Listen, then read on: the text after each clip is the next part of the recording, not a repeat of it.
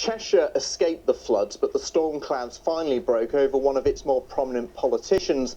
The Conservative leader of Cheshire East Council, Nigel Jones, said he will resign in February following a row over contracts awarded to his physiotherapist. Our Cheshire political reporter, Phil McCann's been following this story closely. And Phil, just remind us where we've got to.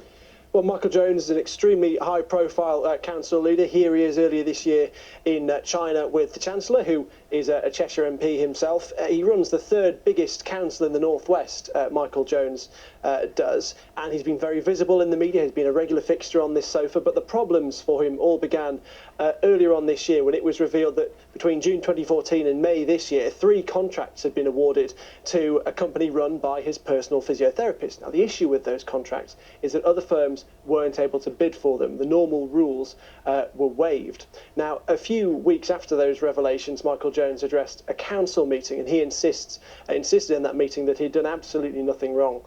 Since then, we found out that he had actually also been helping this company and lobbying on its behalf by writing to the Chancellor, for example. That then led the Mayor of Cheshire East, who's a long-serving Conservative councillor, to call on her Tory colleague to step down or to call for an external investigation into all of this. The pressure then was on Nigel Jones, and on Wednesday of last week he announced his intention to resign. He said that he was doing that to avoid political infighting. I have said many times that I would not resign. I think it's important to have a standing point to say that one shouldn't resign if you've done nothing wrong. The only thing that ever overrides that is a blue-on-blue party issue. But he's going on until February.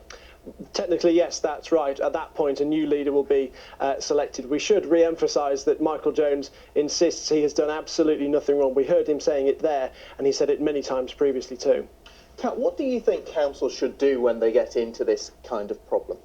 Well, council budgets are obviously getting a lot tighter, and I think there should be a thorough scrutiny in terms of where the money's been spent and whether or not we're getting value for money from our council services. So you'd want an external inquiry here? I think that's possibly the best way forward in this situation. What do you think, Nigel? Totally agree. I've been a councillor myself, and he's saying that he's done nothing wrong, and therefore I would think that he'd probably welcome an investigation in order to clear his name. I mean, I know when allegations are made against people, sometimes it's not true.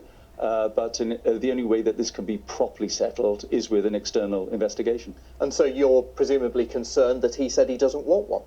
Well, as I say, the only way that this can be properly settled, otherwise he's going to be forever saying, I've done nothing wrong, and other people are going to say, this doesn't sound right.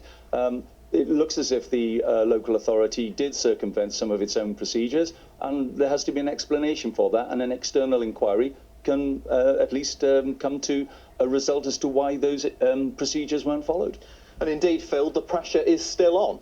Well, yes, next week there's going to be a full council meeting where those calls are going to be re-emphasised for an external investigation.